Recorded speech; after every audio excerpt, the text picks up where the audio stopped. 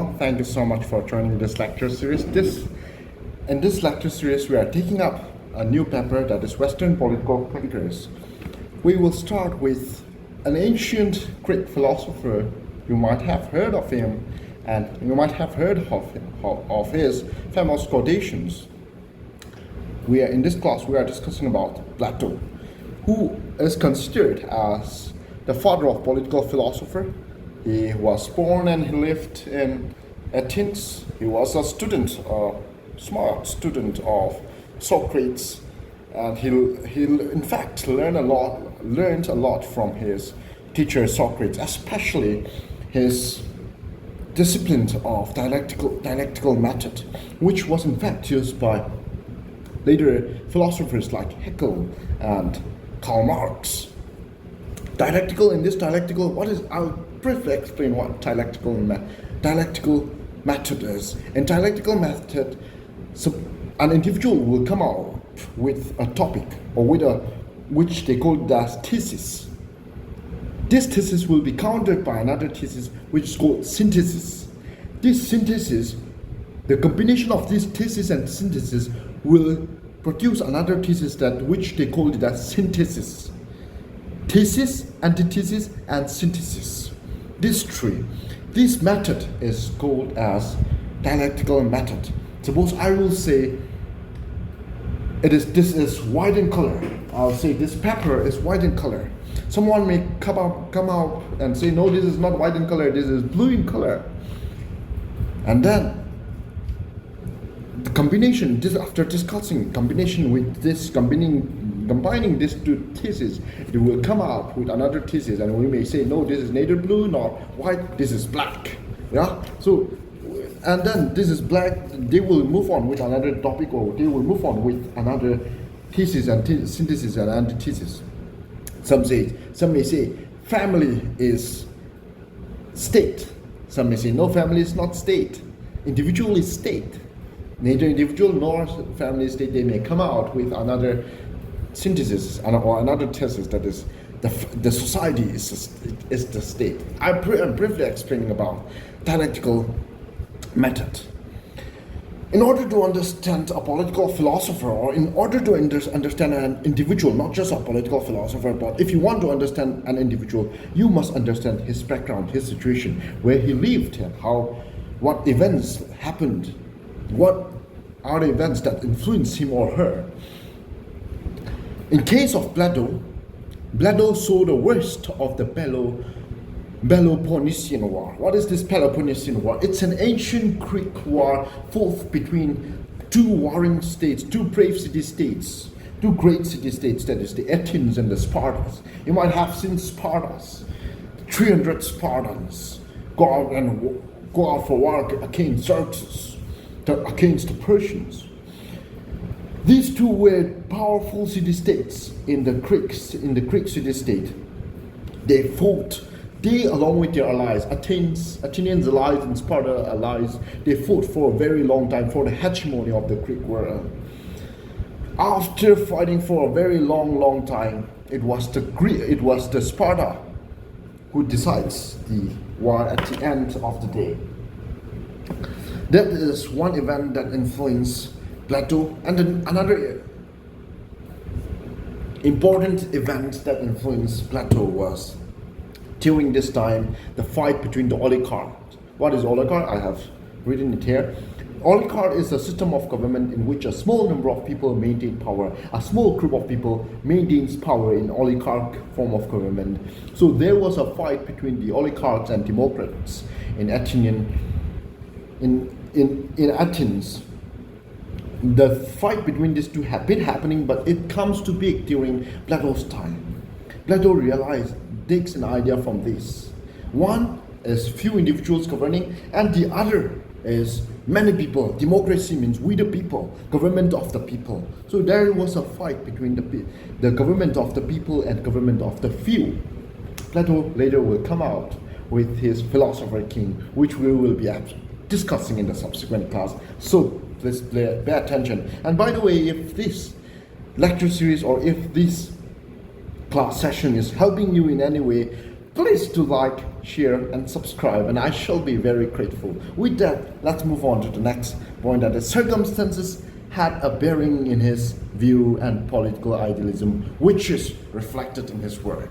The circumstances, the event, the happenings of the era had a great influence in his thinking, in his thought, and all these are reflected in his work. He first comes out with his work, The Republic, later The Statesman and the Law. Republic is considered a philosophical omnibus that deals not just with politics. Omnibus means it's not just one subject that he or she is dealing with. In this case, Plato.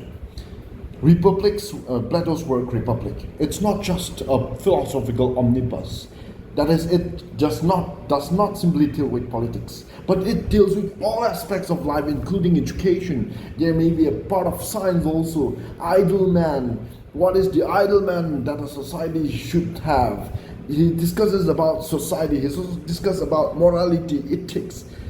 All aspects of life are discussed in his work, The Republic.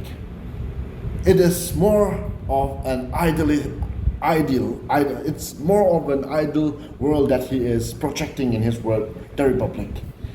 On the other hand, the law in his work, The Law and the Statesman, it seems as more practical, which looks at the functioning of the state in the real world.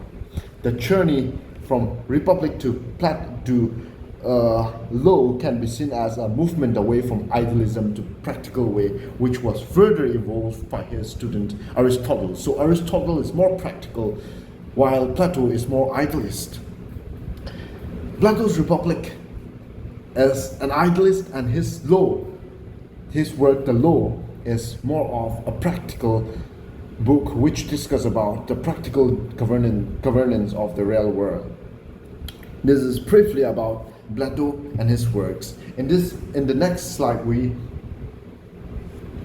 will start with his theories. First, we will start with his theory of forms, the main ideas of Platonic political thoughts or philosophy. Political philosophy or philosophical thought will be discussed in this session. Theory of form. These classes will be important for your graduation, even for your masters, and if you are interested in giving civil service, especially this particular class that I'm taking will be helpful for your BSIR, Political Science International Relations. There is a particular paper, Western Political Thinkers, and Plato is included in it. It will be helpful for you. These are all written notes, so you may refer, if you want to screenshot, you may also screenshot it. You are free to do so. Plato was influenced by Socrates' theory of knowledge. The fact that knowledge is about ideas and not matters influenced theories like Haeckel. Plato was influenced by his teacher Socrates. They both believe that it is knowledge. Knowledge is idea. I'm telling you again, knowledge is idea. There are other political philosophers. Can you name him? The political philosopher who talks about knowledge in terms of matter. A German political philosopher, Karl Marx, talks about matter. He says matter is real. But I will explain the difference between Platonic ideas or Haeckelin idea and the Marxian idea. Inspired by Socrates, Plato put out two essential features of knowledge. The first thing he says, that knowledge is certain and is infallible. Knowledge, mind you, knowledge is idea. And idea cannot be destroyed because it is real, it is the truth. Knowledge being permanent rests in the realm of ideas, unlike physical world, which is seen as it appears. I'll take the example of the bottle that I'm holding here right now. This is real, alright? This is real. I can touch it, I can feel it. And so I will say this is real. But not Plato. Plato will not say that. Nor Socrates, nor Haeckel. They do not say that. What we are seeing is not real. This is just a manifestation of reality. And this, they will explain it. Or Plato will explain it with the help of his theory of form or allegory of cave. Knowledge being permanent rests in the realm of ideas. The bottle that I'm holding right now, it's not permanent. I'm telling you, if I drink this water, it will get over. It's not permanent. This bottle, one day it may fall or it may degrade and it may disappear. Yeah, it may turn into it may degrade and it may turn into a soil, or it may turn into a water. The scarf that I'm using right now, it may degrade and it may turn into a soil. The pen that is right now in front of me, it may break. So this is not real. Knowledge is real because it does not change. Idea is real. The idea of a bottle will remain even for hundreds and thousands of years. Idea of a bottle will still be there. The bottle. I'll cite an example with the help of the things that you're seeing right now. You can see me, right? I can touch my face, but my face will wrinkle after 30, 40 years. My hair that is black in color now may turn gray after 40, 50 years. I may not be in a position to speak as energetic as this down the line. So the person that you are seeing me right now, it is not real. But Socrates and Plato and Aristotle, and Haeckel, they all will say, idea is real. The idea of a pen, it is real. Yes, you cannot touch it, you cannot feel it, but it will stay there. It will not change. It remains constant. It does not change. The idea of a bottle, just imagine it. It will be there even after 30, 40 years. The idea of a kettle, the idea of a chair, the idea of the fan that you're seeing right now, it will be there even after 40, 50 years. But the fan that you're seeing right now, it may degrade and it may disappear. So this is not real. This is just a shadow of reality. With that we say, Plato is of the belief that the world of matters and sense experience was no more than a pale shadow of the real world of unchanging eternal truth. It's just a shadow of the real world. What we are seeing, the bottle that I'm seeing right now, yes, I may feel it, I may sense it, but it's no more than a pale shadow of the real world of unchanging eternal truth. Unchanging eternal truth is the idea of a bottle. Like his master Socrates, Plato believed that the only way to know the higher reality of truth was through highly disciplined, rational investigation. I repeat, Plato believed that the only way to know the higher reality, there is only one way to know the higher reality of truth. That is through highly disciplined, rational investigation. And he termed this higher reality of truth as forms. He will use the term form. So mind you, if I use the term form in this lecture, it means higher reality of truth. And how do we attain this higher reality of truth? By disciplined, rational investigation. Not by just saying that, this pen is black in color, or this pen is gray in color. Can we really write with this? An individual need to focus, need to meditate upon it and think clearly. Only then the form will be established. This will be established through what? Through highly disciplined, rational investigation. Not by just saying, this is black in color. Why this is black in color? How this is black in color? How can you say that this is black in color? How can you say? Because if this pen is put under a different light, this may put out different color. If I use this in front of you, it may look black in color, but I may take this away and now see it may change color. It does not look dark as it seems. It does not look as blackish as it seems. The color seems to be different.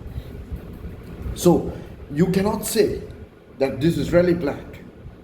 An individual can say that only after disciplined, highly disciplined, rational investigation, only after thinking, focusing on it properly.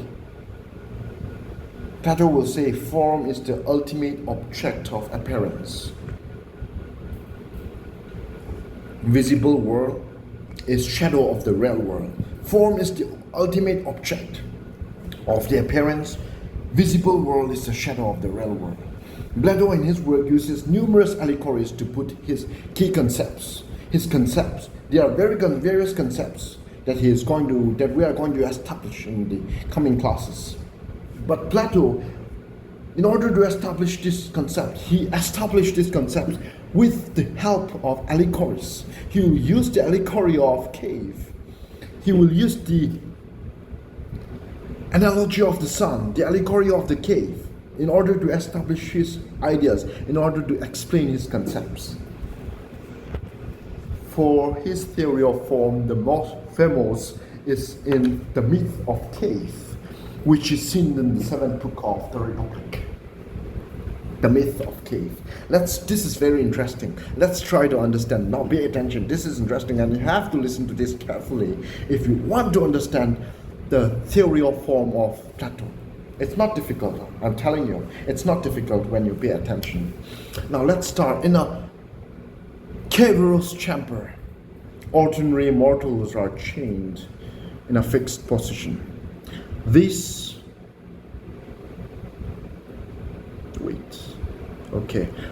ordinary mortals, these are all mortals like you and I, are chained in a fixed position where they are able to see only the wall of the cave. They are able to see only the wall of the cave. Okay. They are able to see only the wall of the cave. Alright.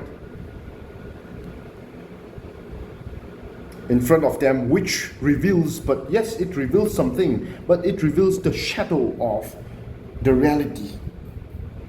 They are chained in a fixed position where they are able to see only the walls of the cave in front of them, which reveals but shadow of the real world at the cave entrance. This is the real world. This is the entrance. They are able to see only manifestation or only shadow of the real world. They are not able to see because they are chained. Now this shadow, the chained mortals, represents us individuals, including you and I. It represents us, or our ordinary beings. The shadow represents the perspective available through sense experience. I see this bottle, this is a bottle with water. I see this because I can feel it, I can sense it. But I have not actually really rationally disciplined and investigate upon it. I have never actually pondered and thought and focused, meditate upon it. Yes, it represents, the shadow represents the perspective available through sense experience.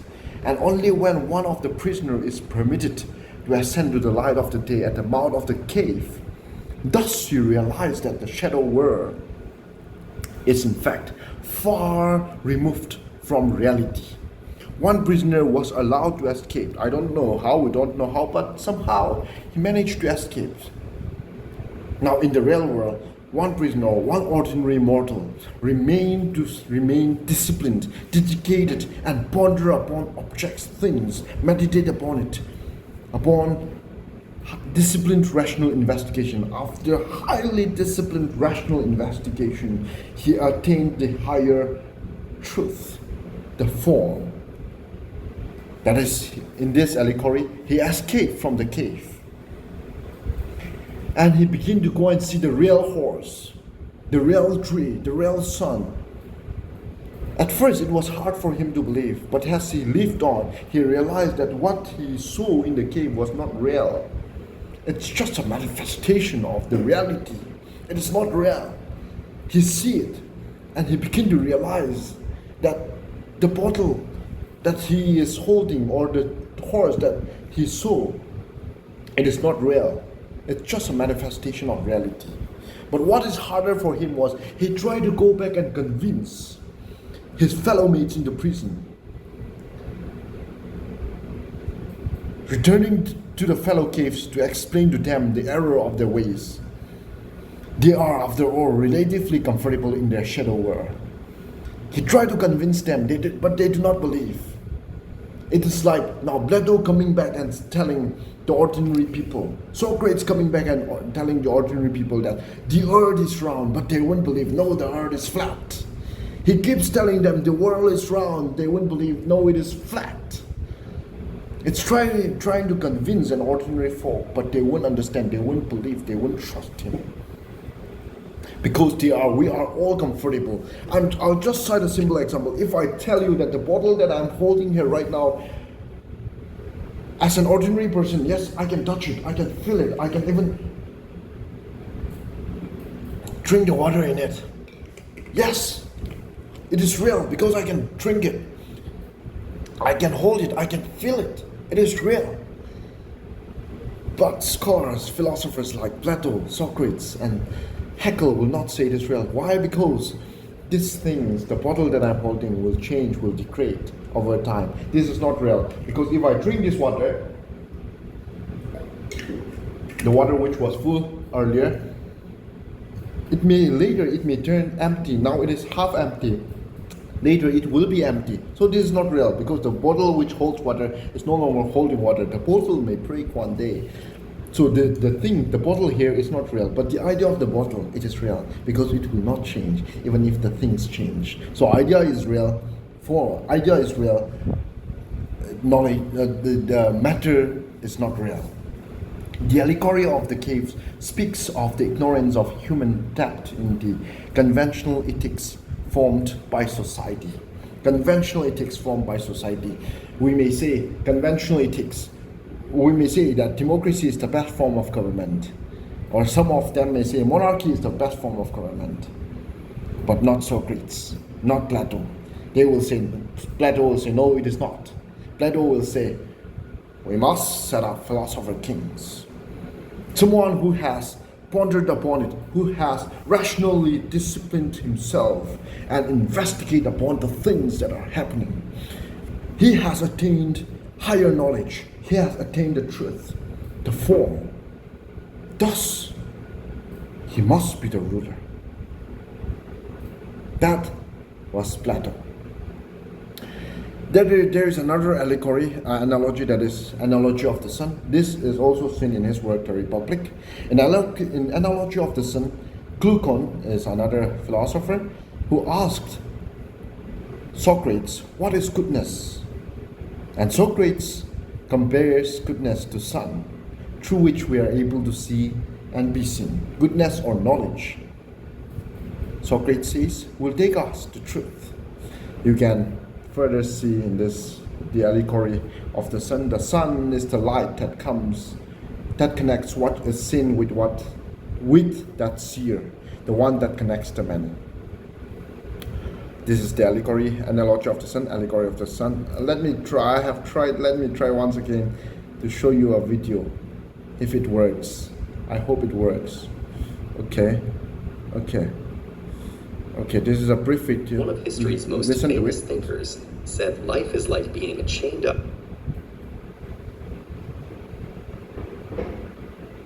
in a cave, forced to watch shadows flitting across a stone wall.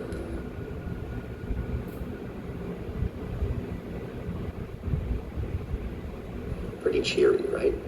That's actually what Plato suggested in his Allegory of the Cave, found in Book 7 of the Republic, in which the Greek philosopher envisioned the ideal society by examining concepts like justice, truth, and beauty.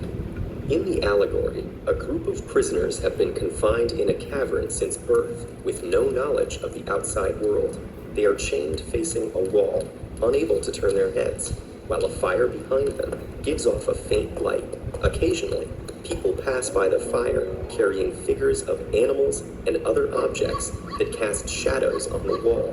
The prisoners name and classify these illusions, believing they're perceiving actual entities. Suddenly, one prisoner is freed and brought outside for the first time.